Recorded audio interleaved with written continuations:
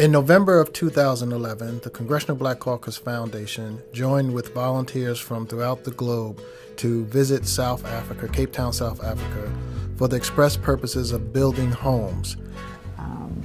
10 days of brutal construction labor, painting, sanding, carrying bricks. What they did in that time in South Africa was absolutely life-changing for each and every one of them as they worked from sunup to sundown to build homes for individuals who have never ever lived inside a home. I would definitely say my trip to South Africa was probably the most memorable experience of my life.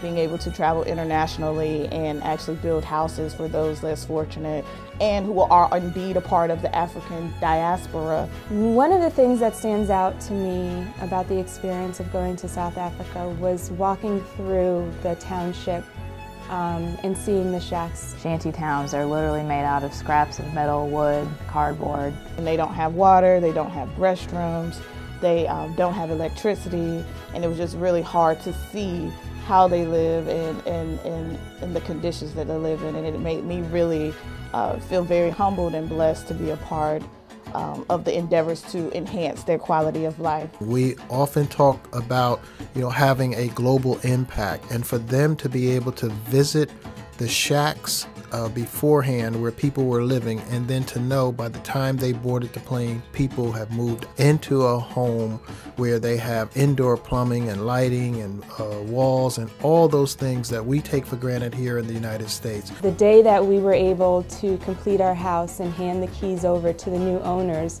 who had been living in one of the shacks was an exceptional experience, and I will never forget their faces. I will never forget the way the mom and the dad both cried when they received their keys. We met a man who was a marathon runner who lived in a shack, and here this man was, pursuing his dream to be a marathon runner. So that taught me that there was no excuse for me to not pursue my dreams, to not give it my all.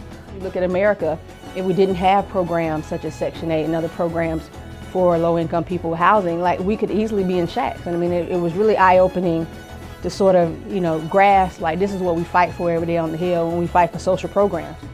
One thing I really enjoyed was seeing the smiling faces of the kids, and it also reminded me that in the midst of adversity and oppression, our people, regardless of our location, have always trailblazed, always triumphed.